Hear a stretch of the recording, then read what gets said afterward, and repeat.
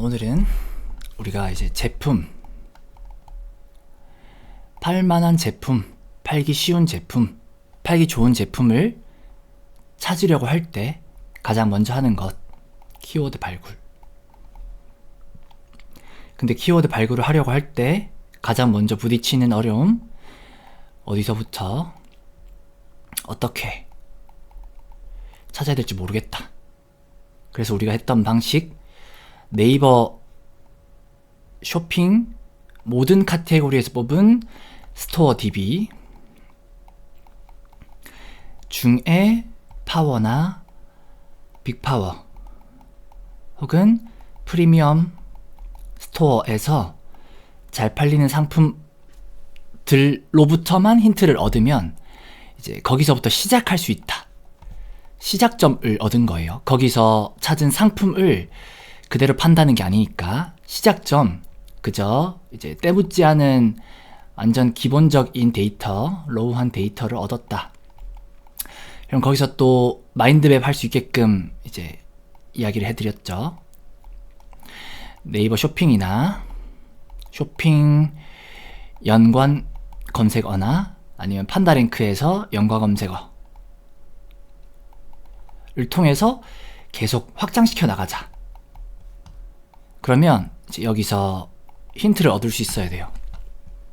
우리가 2번, 3번 정도 쇼핑 연관 해서 확장시켜 나갔어요. 어떤 키워드가 나왔어요. 그럼 우리가 시간으로는 몇 시간 혹은 날짜로는 기간으로는 며칠 정도 찾은 키워드죠. 그럼 우리가 이 제품을 팔아서 우리의 한 달 혹은 1년의 먹거리가 될 수도 있는데 며칠 혹은 몇 시간만 찾아서 바로 나온 이 키워드를 이제 뭔가 진짜 좋은 키워드, 진짜 좋은 상품이라고 할 수 있는가? 믿을 만한 사람이어야 우리가 평생을 함께 한다 하고 결혼을 하잖아요. 근데 그 사람 확인하는데 찾는데 2, 3일만 하진 않잖아요. 그러니까 꼭 결혼까지 안 가더라도 진짜 팔아볼 만한 제품. 왜냐? 팔아볼 만하다라는 기준이 좀 모호할 수 있지만 이렇게 여러 과정을 겪게 될 때 그 중에 변수라도 하나씩은 없애야 하니까 이 뒷과정들이 다 아직 우리가 이제 미완성이잖아요. 그러니까 이 상품 소싱이라도 잘 되어야 잘 된다라는 것의 기준은 조금 더 팔기 쉽거나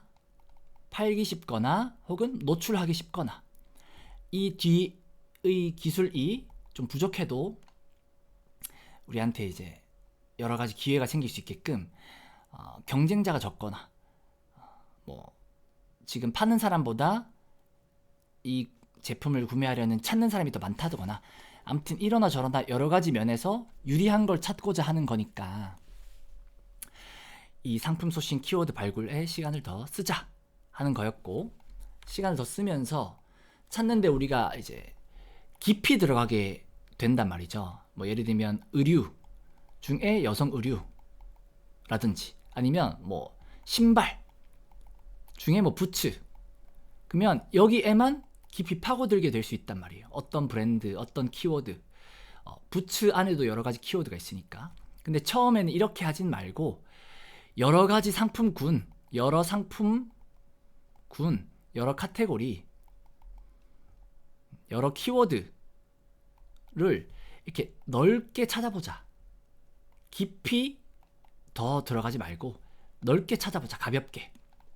그러니까 분석하는데 시간을 너무 많이 쓰지 말자. 넓게 찾아보자. 그리고 찾다 보면 이제 기술이라는 게 생기고 보는 눈이라는 게 생겨요. 예를 들면 이제 나한테 익숙한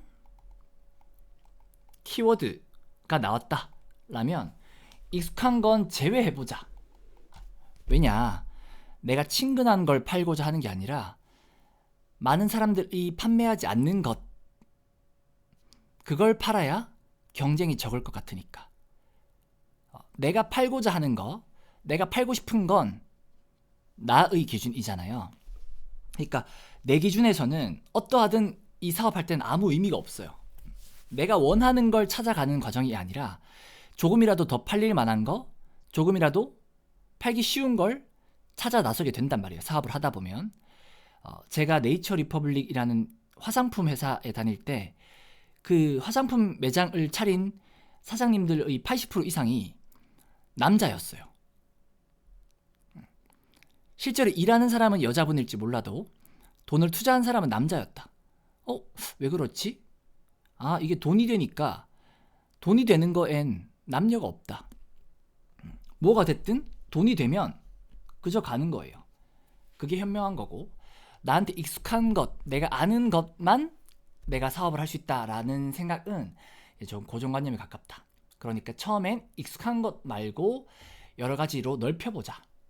그래서 넓히고 이런 키워드를 찾다 보면 보는 눈이 생기고, 또 이걸 몇 시간 혹은 며칠씩 하다 보면 또 저한테 질문도 해가면서 피드백을 받아가다 보면 괜찮은 제품, 괜찮은 키워드가 딱 하고 나오는 게 아니라 상대적으로 괜찮아 보이는 게 나온다. 상대적으로. 내가 처음 찾았던 것보다는 이게 더 괜찮은 것 같아 라는 상대적인 개념이 나온다. 그러면 그때 우리가 또 선택을 하는 거예요. 키워드만 1년, 2년 계속 찾으면 답이 나오는가? 아니다. 어느 정도 나온 키워드를 소싱해서 여기 위에처럼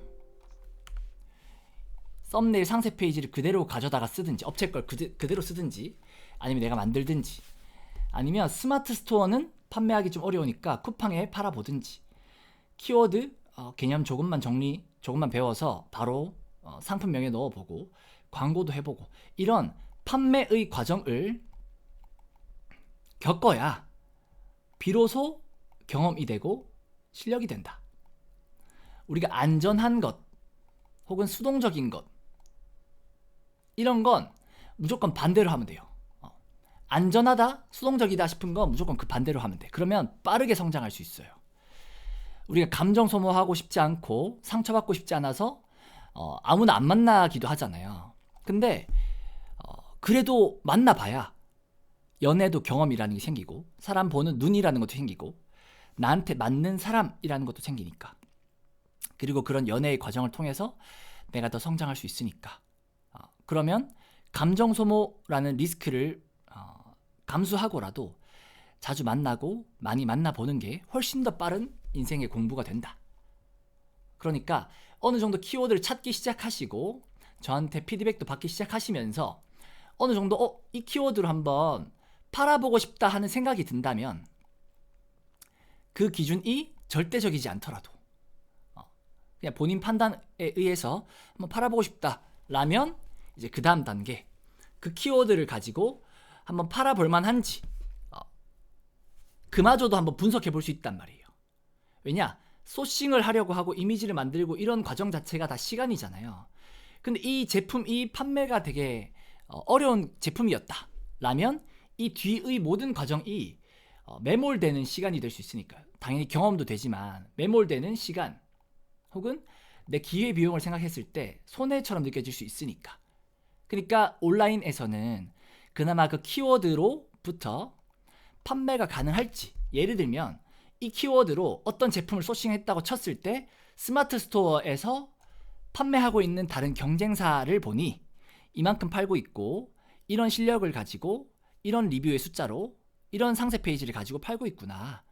그럼 내가 그 사람들과 경쟁한다고 가정했을 때 몇 순위까지 올라갈 수 있을 것 같은지를 나름 추측해 본다 라고 쿠팡도 마찬가지. 이런 판매 가능 여부를 파악해 볼 수 있다. 그리고 그 제품을 공급해 줄 곳을 찾는다라는 것도 중요해요. 왜냐하면 판매라는 거는 이 모든 것의 집합체라고 할까? 이 모든 것의 합계거든요. 판매가 됐다라는 거는. 그러니까 내가 이 제품 팔만 할지 안 팔만 할지를 볼 때 이 제품의 경쟁 강도, 그러니까 이 제품을 찾는 사람보다 파는 사람이 얼마나 많은지 이런 경쟁 강도도 보지만, 이 제품을 내가 얼마에 공급받아 올 수 있는지 이 가격도 중요하단 말이에요. 시장이 형성된 가격이 5만 원인데 나는 3만 원에 가져올 수 있어 라면 이 2만 원이라는 차익을 바탕으로 내가 상위 노출을 할 때 업체를 쓸 때 드는 비용과 광고 비용 이런 걸 얼추 감안했을 때 2만 원의 마진이면 해볼만해. 좀 부족한 것 같아. 라고 가격, 공급받을 수 있는 가격도 되게 중요하다. 그럼 공급받을 수 있는 가격이 나오려면 어디에서 공급받을 수 있는지도 중요하겠죠. 자, 공급받을 수 있는 곳을 몇 군데만 떠올려 볼게요. 바로 떠오르는 거, 도매 사이트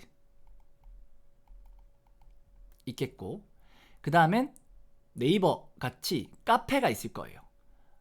농산물 카페, 뭐 수산물 카페, 뭐 공산품 아니면 뭐 기타 등등 카페가 있습니다. 그 다음에 구글에 검색해 볼 수 있어요. 뭐 수산물 도매, 수산물 위탁 이런 식으로 검색을 해볼 수 있겠고, 네이버 지도가 있을 거예요. 수산물 검색했을 때 뭐 강원도가 나오는지, 가락시장이 나오는지, 아니면 뭐 플라스틱을 팔고 싶다. 그럼 플라스틱 제조를 검색했을 때 옆에 이제 제조라고 적혀 있는 어떤 네이버 지도의 어떤 장소가 나오겠죠. 그 다음엔 중국에서 사입해오는 중국 사입이 있겠고, 그리고 이런 카페나 도매 사이트에도 중국 사입한 사람들이 공급하는 그런 유통사가 있는 거예요. 꼭 중국에서 내가 직접 구하는 게 아니라 다른 사람들이 구해놓은 걸 아니면 수입해놓은 걸 내가 공급받아서 팔아도 되니까요. 그게 더 마진은 적어도 번거롭지 않다 하는 사람도 있으니까. 자, 그 다음엔 판매자도 있어요. 판매자라는 건 꼭 우리 같은 셀러만 있는 게 아니라 제조사도 직접 파는 세상이 되었고, 제조사에서 공급받은 총판도 있고, 유통사도 있고, 수입사, 수입은 해오는데 못 파는 사람도 있을 건데, 그 사람들이 이제 다 팔아보고 있단 말이에요, 직접.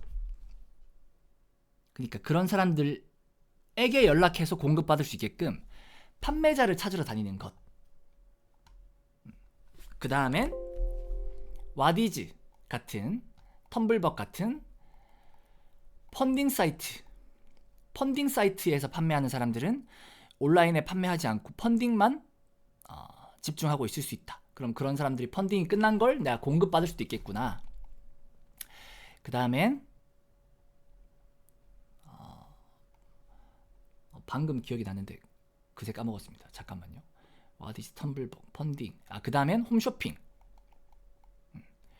홈쇼핑 하는 사람들의 그런 사고 방식을 보면, 홈쇼핑은 제품을 이제 뭐 원물이나 원산지나 제조사에 공급을 받고, 이 홈쇼핑의 벤더, 중간 역할을 하는 사람이 홈쇼핑 MD, 홈쇼핑도 채널이 여러 가지죠. MD와 소통해서 벤더사가 이 둘을 이어주는 역할만 하니까, 그러면 이 사람들은 온라인에서 판매하는 걸 모를 수도 있어요. 홈쇼핑은 그냥 그 중간에서 연결만 해주면 되니까. 그러면 홈쇼핑의 납품하는 사람, 뭐 공급하는 사람들의 제품을 공급받아서 판매할 수도 있겠고, 또 하나 더, 온라인에 잘 팔고 있는 사람이라면 기존 판매자 그러면 기존 판매자는 나한테 공급 안 해주지 않을까라는 생각은 고정관념이고, 기존 판매자 중에 네이버 카페랑 뭐 당근마켓으로 제가 한번 팔아볼게요 라든지, 아니면 내가 온라인에 판매 하지 않고 공동구매로 한번 팔아볼게요, 아니면 내가 폐쇄물 같은 폐쇄된 공간에서 팔아볼게요, 아니면 내가 인스타 광고로만 팔아볼게요, 아니면 쿠팡 로켓 배송 입점 안 되신 것 같은데 로켓 배송 같은 걸로만 내가 팔아볼게요 라고 판매 채널 혹은 판매 방식, 마케팅 방식을 차별화해서 공급받을 수도 있겠죠. 그러면 이건 좀 더 마진은 적겠지만 또 괜찮은 게, 잘 팔고 있는지를 보고 그걸 채널만 다르게 해서, 판매 방식만 다르게 해서 파니까, 잘 팔고 있는 걸 파니까 훨씬 더 판매가 잘 될 수도 있겠고, 이게 공급해줄 곳을 찾는 것에 대한 거의 전부예요. 지금 이해가 다 안 되시겠지만 이게 거의 전부라는 건 이제 하시다 보면 이해할 수 있을 거예요. 펀딩이라는 건 내가 제품을, 이제 이론적인 개념은 그래요. 거의 누군가 후원해준다 이런 느낌이거든요. 그러니까 내가 제품을 아이디어만 가지고 있을 때 만들 돈은 없어. 그러면 와디즈나 텀블벅 같은 데다가 내 아이디어를 이미지로 시각화해서 만들어요. 이미 제품은 없지만 나 이런 식의 제품을 너희에게 공급할 건데 대신 너희가 한 명 한 명씩 나한테 투자를 하면, 후원처럼 하면 내가 제품을 그 다음에 만들어서 그 돈으로 만들어서 한 달 후나 두 달 후에 줄게. 아이디어로 먼저 선투자 혹은 후원을 받아서 펀딩을 받아서 제품을 만든다, 이런 개념으로 와디즈 혹은 텀블벅 같은 게 생겼어요. 근데 지금은 이제 그냥 와디즈나 텀블벅도 판매 채널 중에 하나, 그냥 조금 늦게 받을 수 있는 차별화된 제품을 공급받을 수 있는 뭐 그런 채널 중에 하나로 이제 바뀌었지만, 펀딩이라는 건 그런 개념입니다. 자, 그래서 공급해줄 곳을 찾는다, 이런 거에 대한 또 개념도 있고. 그러면 벌써 이 1번, 2번만 보더라도 벌써 변수가 많은 거예요. 어떤 제품을 찾았는데 그걸 어디에서 공급받을지, 어떤 조건으로 공급받을지, 또 공급받을 때도 나의 실력 혹은 나의 매출이 공급받는 데 영향을 주고, 그러니까 또 이 두 가지 외에도 이미지를 얼마나 잘 만들 수 있고 얼마나 고객의 마음을 얻을 수 있는 이미지를 만드는가 하는 거에 대한 또 변수가 있겠고, 여러 가지 변수가 있다 하는 걸 알 수가 있어요. 그럼 우리가 이걸 다 분석하고 공부해서 팔 거냐? 그러지 말고 마인드를 어떻게 가져가면 좋으냐? 키워드를 일단 최대한 열심히 찾고 찾을수록 그래도 조금 더 판매하기 용이한 걸 찾아볼 수 있겠죠. 그럼 그런 키워드를 내가 나름 내 능력 안에서 공급받을 수 있는 곳을 찾아보는 거예요. 중국에서 사오든 아니면 공장에서 위탁 판매로 한번 공급받아 오든, 아니면 그런 거 나 다 못하겠어 라면 도매 사이트, 좀 난 비추천이지만 그래도 괜찮아. 왜냐? 그래도 한번 팔아는 볼 수 있으니까, 시도 내볼 수 있으니까. 그러면 이 썸네일 상세 페이지도 직접 만들어 보거나 아니면 업체에서 준 거 그대로 써도 괜찮아. 일단 한번 팔아보는 경험을 해봐야 되니까. 그 다음에 쿠팡 스마트 스토어 중엔 쿠팡이다. 왜냐? 스마트 스토어는 판매가 좀 힘드니까. 그 다음엔 어떤 식으로 판매해볼지를 고민해보는 것 자체가 이제 엄청난 공부가 된다. 그리고 그 고민하고 판매를 해보는 과정에서 판매가 잘 안 되네, 어렵네 하는 걸 느끼는 것만으로도 좋은 공부가 된다 라는 걸 이제 아시면 좋은 거죠. 자, 우리가 판매한다고 했을 때 예시로 한번 들어볼게요. 키워드를 찾았어요. 그래서 공장에 연락하거나 판매자에게 연락해야 되는데 자신이 없어. 그래서 도매 사이트에서 그냥 상품을 찾아서 팔아보려고 했어요.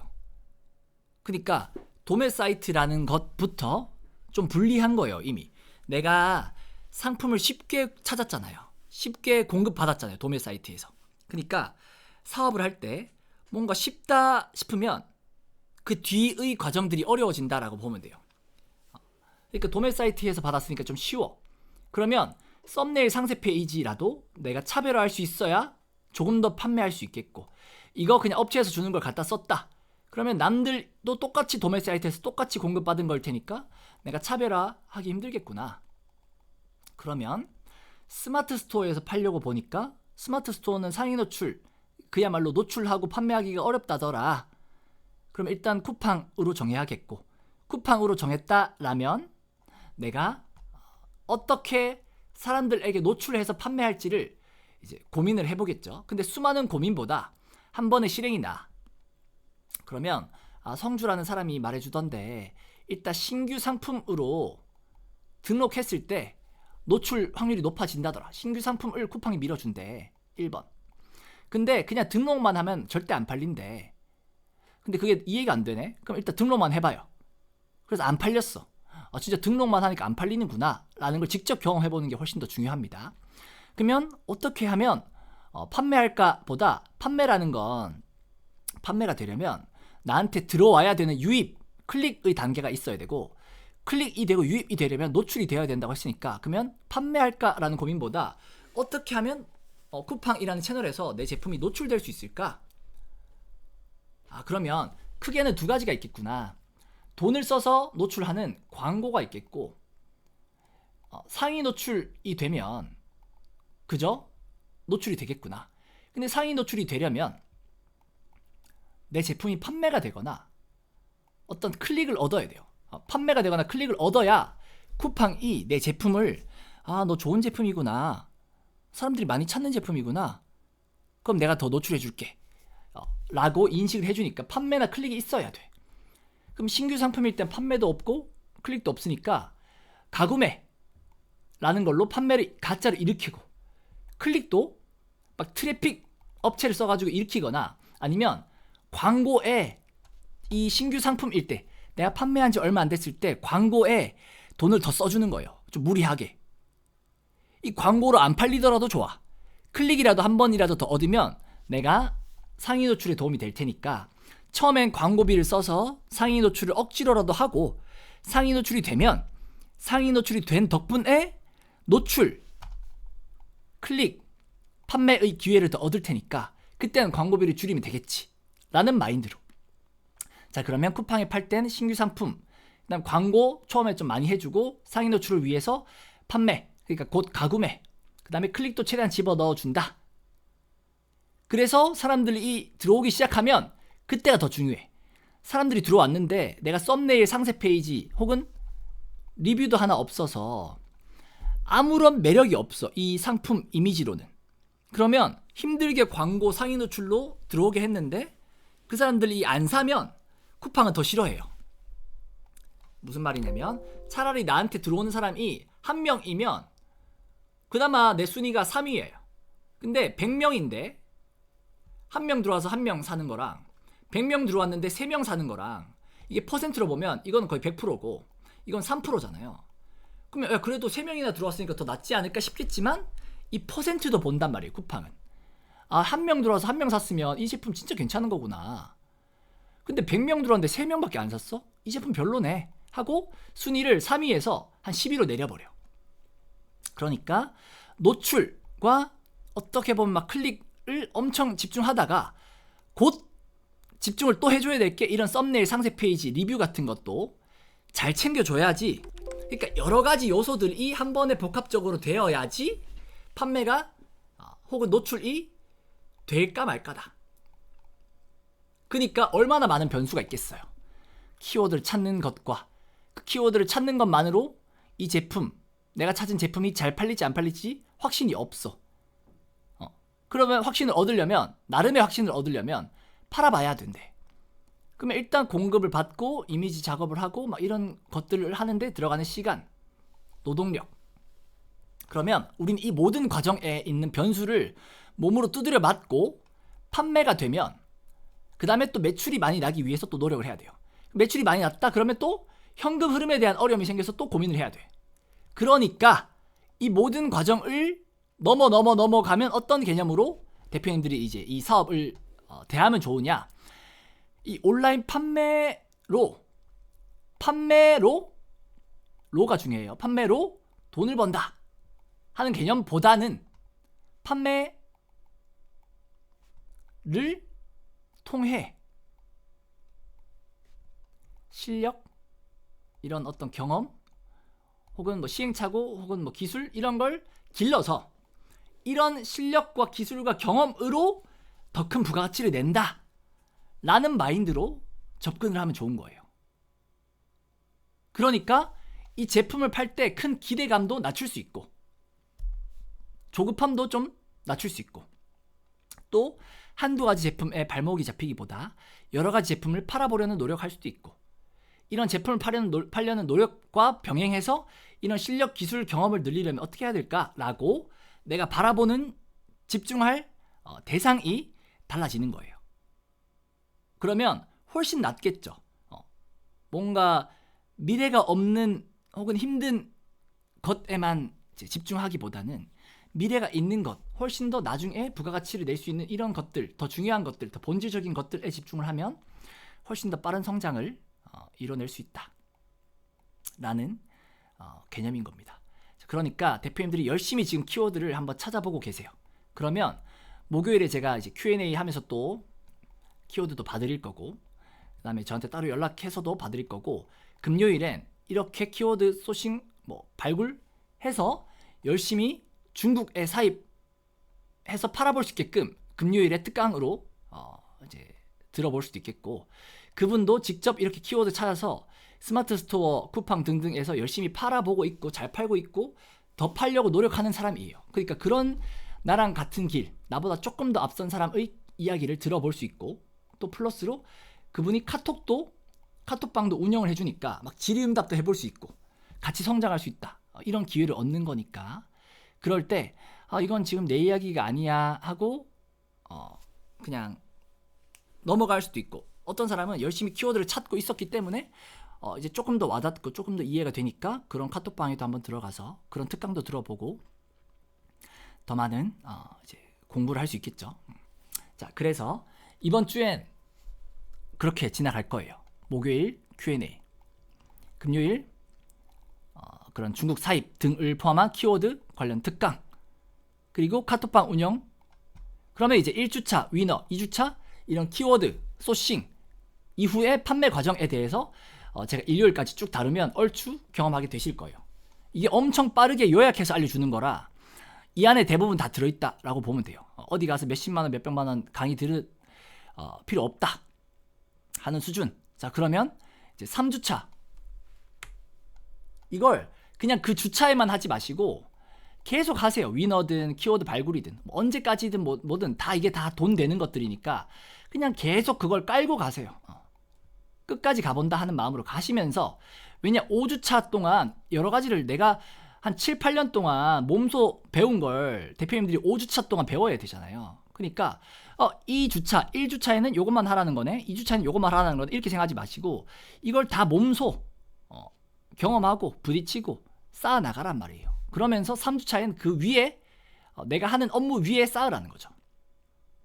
3주차부터는 이제 본격적인 앞에 위너나 이런 키워드 발굴, 소싱 등을 해본 사람들만 따라와 볼 수 있을 법한 진짜 좀 살짝 한 단계 위의 이야기를 해줄 거예요. 제품 판매 외에 키워드 발굴 이런 것들도 되게 중요하고 돈 되는 건데, 그런 것들 하면서 내가 더 나은 방식, 혹은 더 빠른 방식, 혹은 조금 더 고차원적인, 조금 더 본질적인 방식이라고 생각해서 내가 했던 것들에 대해서 이야기를 해줄 건데, 그게 뭐냐면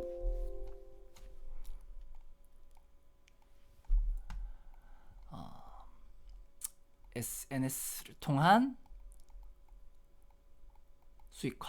자, 지금 이렇게 하나씩 배울 것들이 나중에 다음 기수나 이럴 때는 이런 거 하나씩만 잘라서 강의로 만들어질 프로젝트로 만들어질 것들이에요.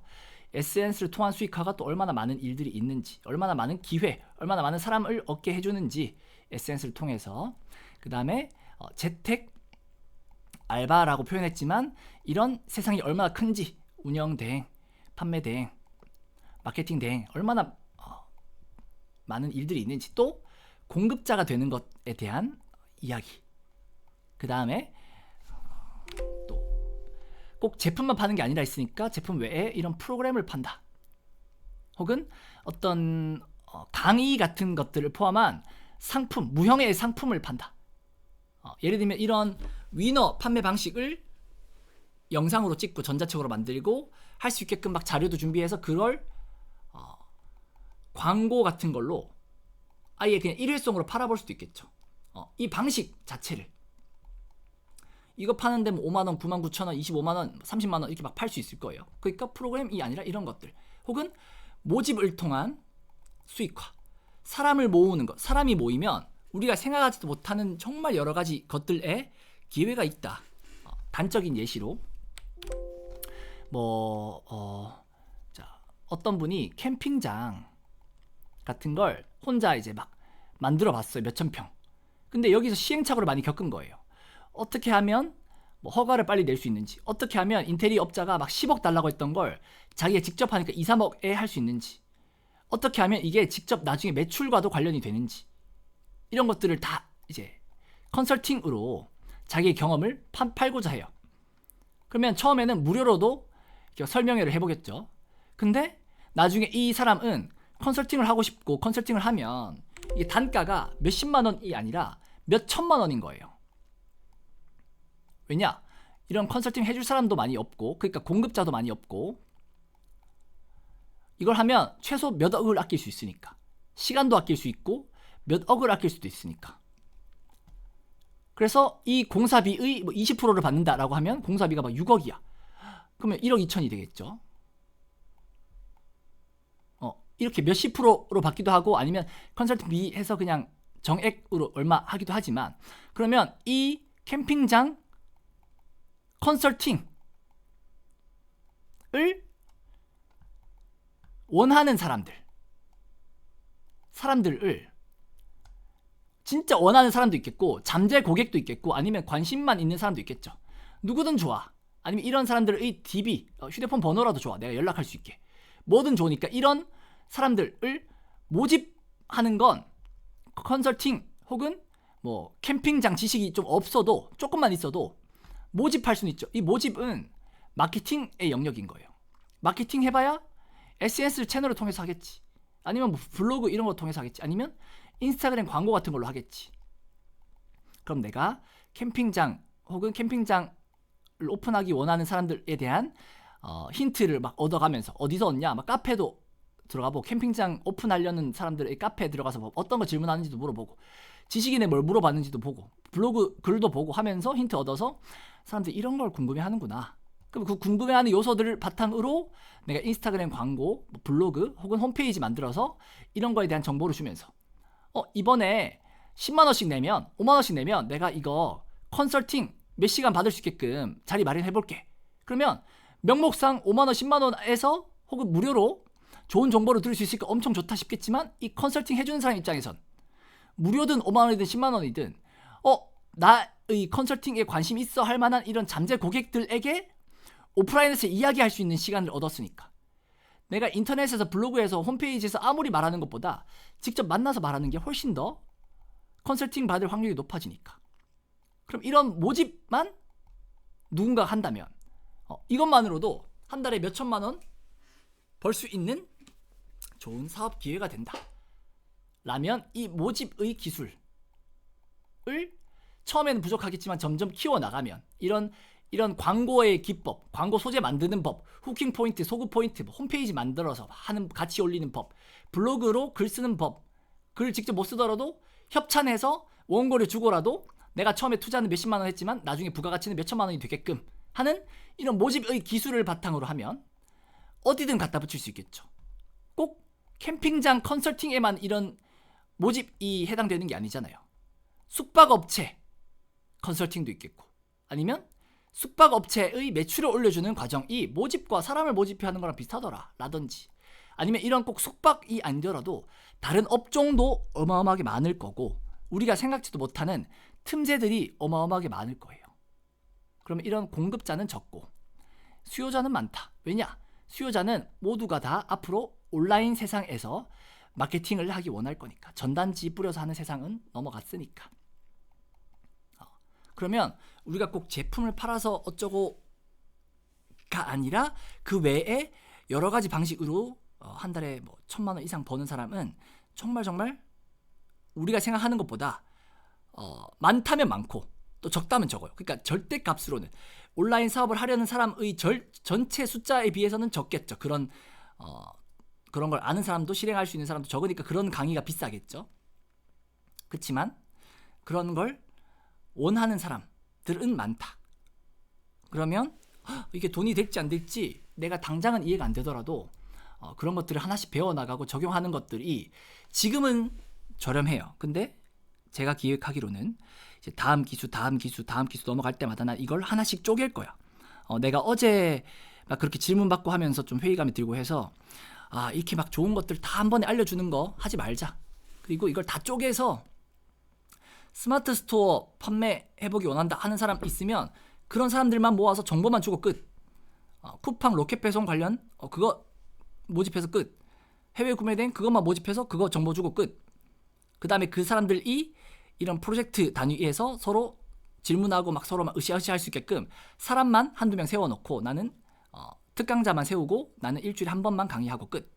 하고 내가 진짜 돈 된다 싶은 거 이거 이해할 수 있고 진짜 좀 이런 걸 원한다 싶은 사람들은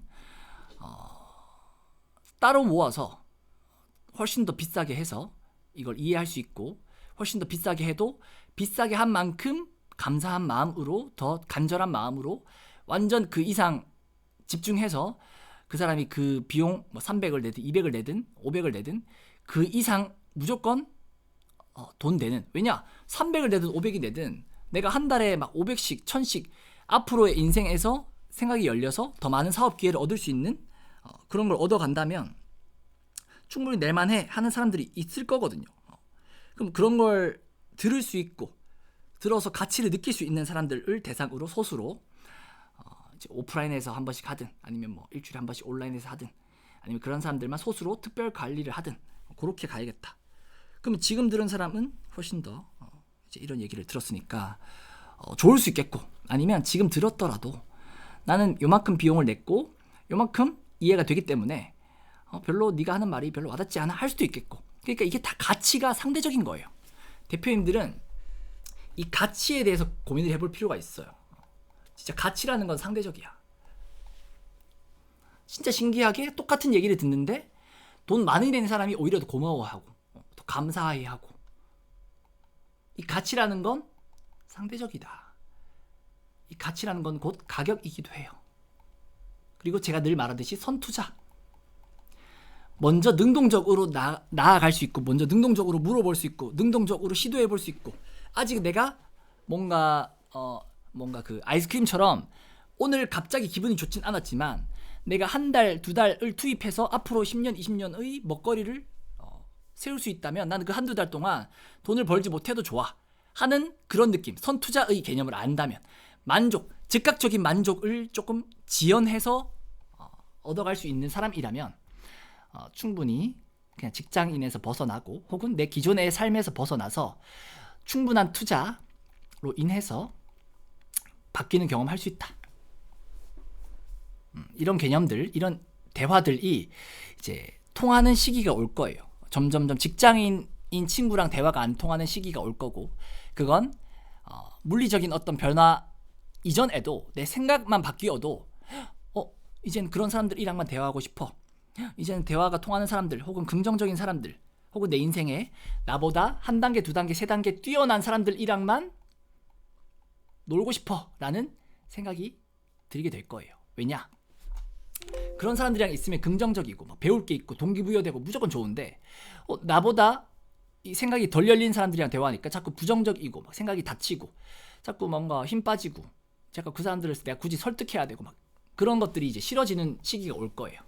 그러면 그때부터는 돈 버는 방식이든 방법이든 뭐든 상관없어. 그렇게 생각이 열렸으면 점점점 나의 몸이, 나의 어떤 생각이, 나의 마인드가 그렇게 돈 버는 사람들의 뭐랄까 마인드, 돈 버는 사람들의 대화로 이제 가게 되는 거예요. 아셨죠? 자, 여기까지 하겠습니다.